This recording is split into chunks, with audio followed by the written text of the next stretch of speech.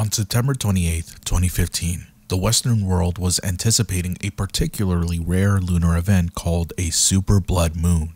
People were excited to see it, and when it finally came, they were awestruck by the beauty of the moon. But on this crimson cold night, halfway across the world, a body was found, resting in the middle of a dark forest, illuminated only by the moon itself. When officers arrived to find the corpse, they saw that it wasn't alone. 9 people gathered around the body in a circle, staring at it quietly. None of them spoke, none of them cried, and only one of them committed the murder.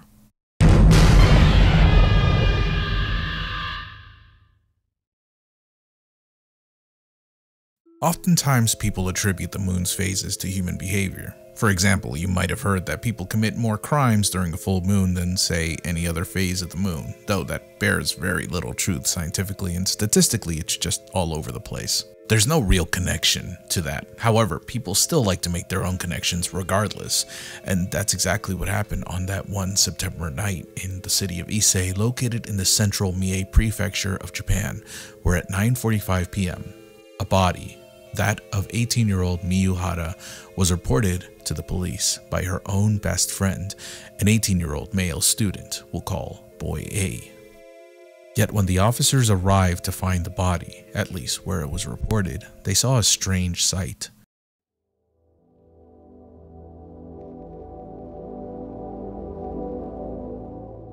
Miyu's body was surrounded by several people in a circle. Reportedly, none of them were really talking when they had arrived. In fact, none of them were really doing anything other than just staring at the body. Initially, they thought that these people were actually the murderers, but the reality was they were actually close friends and family members of Miyu Hara. While we don't know the names or identities of the people that were there, we do know how they were actually associated with Miyu Hara and the relationship that they had with her. The aforementioned best friend is one of them, his mother, Miyu's boyfriend, and a couple other associates, and some of her friends. 9 people in total, just circling the body, looking at it in the pitch black darkness. What just happened here? Well, let's go back a bit and examine the lead up to the murder of Miyu herself.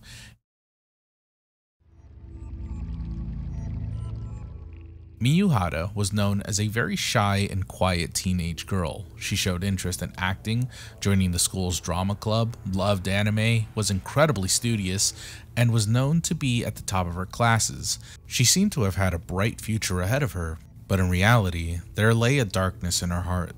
You see, Miyu suffered from chronic depression and had frequently contemplated taking her own life. In this manner, Miyu wasn't very shy at all to share this to her classmates, often stating that she wanted to die before she was 18 years old, and many of her friends even stated seeing cuts on her wrists. There was even an incident 3 months prior to the murder where she ran away with a boy from her high school just one day before her 18th birthday. The two were found 3 days later after the boy convinced Miyu not to end her own life. In response to all of this, her family and teachers decided to give her psychiatric help, where she was taken to a mental health facility to hopefully help her deal with her ideations of death. Afterwards, she became less vocal about her thoughts, and to everyone it seemed like she was on the road to recovery, but this couldn't be further from the truth. Rather than telling everyone how she felt and how she wanted to die, Miyu just became far more quiet and barely spoke up about anything relating to that, reserving this kind of talk to her quote-unquote best friend, Boy A, the same boy she had run away with the day before her birthday. Boy A had similar interests with Miyu. Both of them loved the same kind of anime, as well as sharing the same kind of morbid thoughts. However, it seemed her thoughts of death only worsened at this point, and on September 28th, her body was found by her friend, Boy A. Police were called at 9:43 p.m., and you know the rest. Her body was found circled by her friends and family, and an arrest had to be made, and the person that was arrested was her best friend, Boy A. Yes, her supposed best friend was the one who committed the murder, the one who allegedly found her body, the one that convinced her not to die earlier, yet he was the one that eventually admitted to the crimes just days after being taken into custody. What exactly was his motivations? Okay, so the following sequence of events was taken from Boy A himself, and it's currently unknown if his recount of the events can be trusted, but regardless, here's what we know. Miyu and Boy A shared common interest, and one of those interests was an anime called Hanbon no Tsukiga Noboru Sora. If I said that wrong, sorry. AKA Looking Up at the Half Moon, in which 17-year-olds Yuichi Zaki and Rika Akiba are both teenagers that are hospitalized due to medical conditions that they suffer from throughout their entire lives. The two of them end up falling in love with each other, spending as much time as they can together, knowing fully well that they might someday die young, but what was important is that they spent their time together. This story takes place in, you guessed it, Ise, in the Mie Prefecture, the same place in which Boy A and Miyu lived, and ultimately where the murder took place. What this has to do with the murder is superficial and barely means anything other than the location being the same setting-wise. Boy A and perhaps Miyu might have developed some sort of complex, believing the two of them are just like these two lovers, tragically in love, destined to die young. Yet if this were the case, they both would have died together. Again, it's hard to believe Boy A, as he's the only person Miyu had contact with during her final day being alive, so what he could be saying just could be a romanticization of the truth. Besides, Miyu never actually showed interest in him, at least according to her friends. The truth was, Miyu already had a boyfriend. He just didn't attend the same high school as her. Yet regardless, Boy A clearly had some interest in her and clearly connected with her deeply. But this doesn't dissuade the fact that she was murdered brutally with a deep stab wound in her chest caused by a kitchen knife that Boy A took from his home. Why would he do this? Well, because it turns out Miyu told him to do this.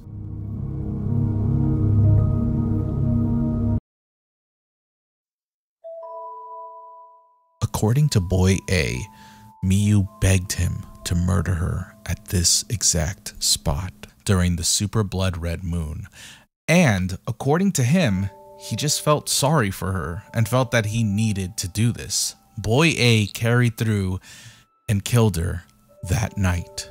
Her body laid there on Mount Torao, lifeless, cold, still. It laid next to the Meiji-era war memorial, or known better by the older residents as the Golden Kite Tower. Despite the police call happening at 9:43 p.m., the murder actually happened around 5:10 p.m. This is when Boy A started texting his friends through Line, a Japanese messaging app, and he told them all that something terrible had happened, and that they should contact his mother, and that they should all come by where he was. Following these texts, he took a photo of Miyu's body and sent it to them. Now, it's not clear who contacted Miyu's mom, but the theory goes that one of the friends in the Line group thought something had happened to Miyu and decided to contact Miyu's mother.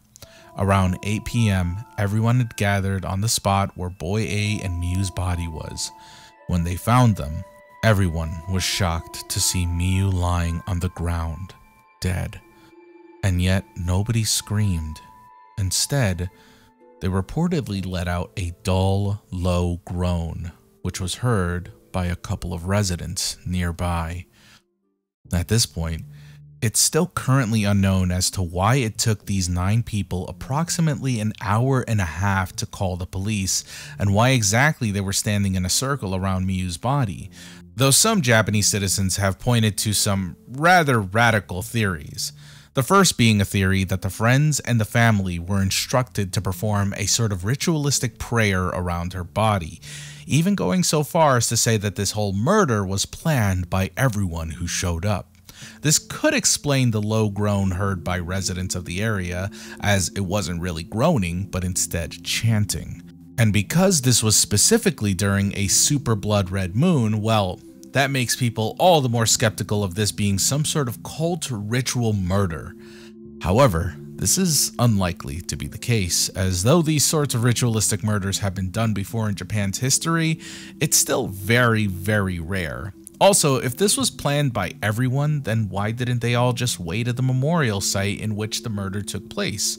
This area is barely lit up and is mostly pitch black. In fact, it's so dark that most of the people that tried finding Boy A were lost for a few minutes. it just seems highly unlikely. The second more likely theory is that they were just attending to Boy A's mental health. It's likely everyone was in such a shock that they couldn't think straight for a solid hour, and given that Boy A was likely very slowed out so at this point, they were probably trying to help him out from carrying through with something drastic. Yet this still doesn't explain why exactly they were found in a circle around Miyu's body, just standing there, looking at it. Maybe that's what Miyu wanted, but who knows? The only person that knows for sure is Boy A, but at this point he has given little detail about the murder other than he felt sorry for her and felt that it was his responsibility to kill her after she had asked him to. And because he's the only person there during this time, this testimony is extremely difficult to identify the severity of the case. See, in Japan, murdering someone in cold blood could result in a minimum of 5 years in jail, to possibly even a life sentencing depending on the case itself. Yet what happened here could be considered a contract killing, meaning someone had hired someone to murder someone else, that being Miyu to Boy A. So if the court rules in favor of that, then Boy A could potentially only face 6 months to 7 years in prison, and in some cases the sentence could be suspended. But they're only working with what Boy A's testimony was. On one hand, this could be the case of a young man taken advantage of through mental manipulation, as Miyu could have been coercing him into killing her.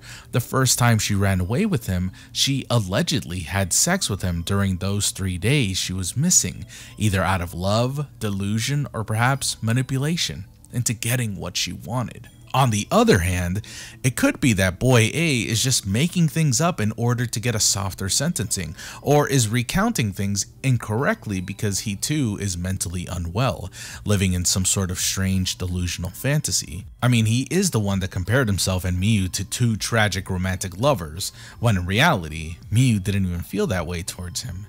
In the end though, I mean, what do you guys think?